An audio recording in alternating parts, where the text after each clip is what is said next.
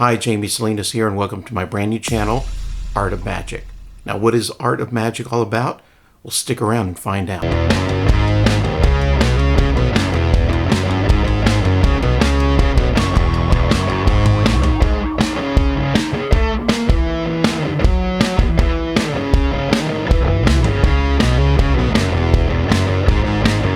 Welcome to the very first episode of Art of Magic.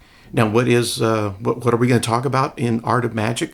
Well, we're going to talk about all things concerning magic, whether if you're a hobbyist, enthusiast, a close-up guy, sleight of hand expert, cardistry, escapology, mentalism, all kinds of magic. That's what we're going to talk about on this channel, growing in the art of magic. How can I get better? And as I continue my progress of growing in the art of magic, I'm hoping to inspire some of you and bring some topics to the forefront that you may not have thought about, and helping you along the way to grow and get better. Also, I want this to be very interactive. So what I want you to do is type in the comments below in the video, and then what I'll do is I'll read them, and the following episode I'll read some of those comments, and we'll go back and revisit maybe the topic we're talking about. The number one topic we're going to discuss on episode number 1 is pet peeves. Now, I've got several pet peeves of that I really, things that annoy me from other magicians. The number one pet peeve I have is when you give me your DNA. What I'm talking about is licking your fingers and dealing out those playing cards. That is just not something you want to do. And I see people subconsciously do this. And what happens as you become older, now I am 52 years old, our skin gets a little dry. And so what I do is before my performances, I will lotion up my hands, put some lotion on an hour before the performance. That way coins are not too slippery for palming, things like that. And then this way, when it's performance time, everything is ready to go with my skin. I'm not licking my fingers, giving you my DNA, which I see other performers do. So if you may not be aware of that, but that's just not, I mean, it takes me back when I was a child and you had something on your face and your mom goes, come here right now. And she'd lick her fingers and then wipe your face to clean it off. Typically this was going in before like a church service or something where you're dressed up nice, and she'll see some dirt on you. And at that point, that's when the licking starts to occur. So anyway, that's why I guess maybe I was traumatized by that. But stop doing that. Stop licking your fingers and giving out your DNA to your customers.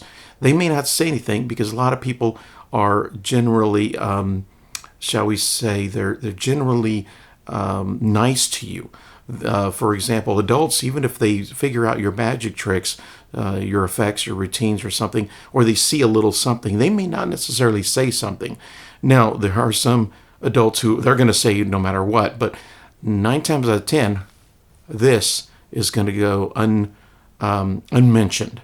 But I'm mentioning now, so stop doing that. So I've seen a lot of top performers, some really big names, who will do that, licking their fingers and then getting into their card magic. Now, I thought this was only something for an older magician, someone over 40 years old, but I found out recently I met a 20-something-year-old guy, a card magician, and licks his fingers, begins his card work. And that, again, is not something you want to do. It's not something I want, so I'm sure there's others out there who are like me. I mean, I'm not a Howie Mandel kind of guy, germaphobe, but I don't want your DNA. So hopefully I've hammered that enough to get the point across. Another pet peeve of mine is overusing terms, overusing phrases. And again, I've seen some top, really well-known, respected performers use these catchphrases, use these crutch phrases, rather.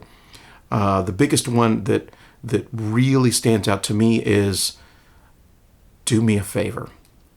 Do me a favor. Shuffle the pack of cards. Do me a favor. Remove one. Do me a favor. Show it around to everybody else. Enough with the do me a favors. Record yourself performing, and you're going to see some of these things, what you're actually doing that can be annoying, that's happening over and over and over again. So make sure you're very aware of your key phrases, your catch-all kind of vocabulary or pattern that you're throwing into your performances. Those can get really, really annoying. Another pet peeve of mine is about social media. Now, we're on social media right now. In fact, this is what this channel is all about social media, getting people involved. But this is a very specific channel for magicians. If you are on Facebook, if you are on Snapchat, if you are on Instagram, and you see another performer performing something. A good example is my good friend David Hyra posts about this, he's got a picture of him doing the table. It's floating. It's beautiful. Great shot. Posts it on Facebook. And then another magician will comment, great floating table. Love those floating table. Will actually put in the description, the actual name of the prop. And that's not what you want to do. So stop doing that. We use social media to promote our magic shows to our customers, our clients. So when they see these key phrases coming in, they go, Jamie's not magical after all. If he bought that special table, he bought that special prop, and that's what makes it magic. And that's not what you want your customers to think. So stop commenting on other magicians' posts with very specific information. Now, if you're in a closed group like one of the special magic talk groups, then you can discuss secrets. You can discuss or put actual trade names of props or routines into comments, and that's part of that discussion of growing in the art of magic. So again, stop doing those things. Those are just a few of my pet peeves. What I would like for you to do is put in the comments, what are your pet peeves? And then on the next episode, I will read some of those comments and we'll go back and revisit these. And this way, together, you and I, we can grow. We can grow in this art of magic. Every performance is and should be a learning experience. Just to tell you a little bit of background about myself, for those of you who do not know me, I've been performing magic now professionally for 30 years. I got my start at a place called Magic Island in Houston, Texas, dinner theater where I performed sleight of hand magic. Worked in one of the small close-up theaters, and then I moved on up into working the main stage, into the theater. Most of my stuff is in the past I did illusions, but most of my stuff now is of a stand-up, pack, small place, big kind of variety, and I do quite a bit of mentalism as well. So that's a little bit of background about myself. I'm also a reviewer for Mum Magazine, so you may have read some of my reviews, my thoughts about tricks, and maybe in this channel, we're going to talk about some of the things that I bought, maybe that I really liked, or maybe the things that I didn't like that did not work out for me. Now, as a reviewer, I will tell you this. Most of the products I review, they're not for me. But I can't write a review and say, this is a terrible item, this is no good. I have to think about the masses. So when I'm writing my reviews, and if you are a reader of them, you will notice some phrases like, if you like to do this type of magic, then this may be for you. If you don't mind using gimmick decks or gimmick props or gimmick cards rather, this card routine might be for you. So that's some of the ways that I kind of get around of if you read my reviews, and you'll understand that's maybe kind of code for something that I may or may not like. Now, if I really do like something, I'm going to tell you, I love this, great idea, or it's going into my show, that kind of thing. So give me some feedback on what you'd like to know about. I've already typed up a bunch of topics that I want to discuss.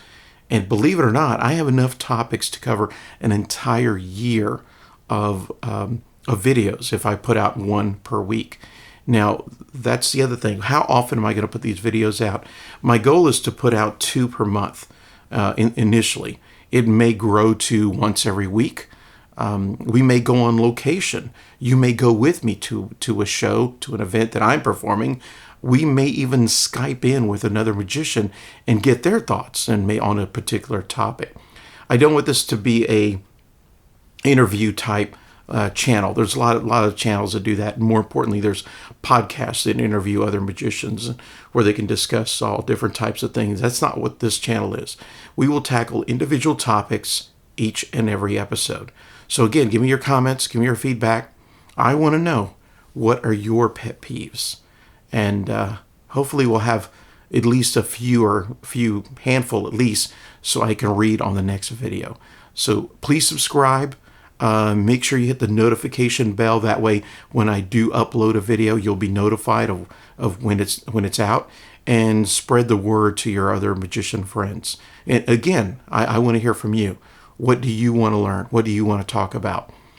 Just to kind of give you a preview of some of the items coming up, we're going to talk about growing old. Yeah, growing old as a performer. How do you adjust? How do you adjust your persona? We're going to talk about audio equipment. What do you use? I'll show you what I use. Now everybody has different opinions, like a Ford Chevy kind of thing, but we will discuss some audio equipment that you may or may not need for your show, music in your show. We can discuss ethics, how to act or be around another magician. We'll talk about magic clubs, going out to meetings. Should you go? Are they for you? Conventions. Why should you go to a convention, or why should you not? What is the best value for your investment dollar? Are you a video learner, or do you learn from reading a book? There's all kinds of different topics we're going to talk about. Again, I've listed out about 50, 60 different subjects for us to discuss, and those will go on throughout the year. So if I just did one video per week, that's enough material for an entire year. Now, I've rambled on quite a bit. I'm looking at my time. So I think we're going to wrap things up right about now. And again, welcome to the channel. Make sure you subscribe. And I really, really want to hear from you. So thanks for watching.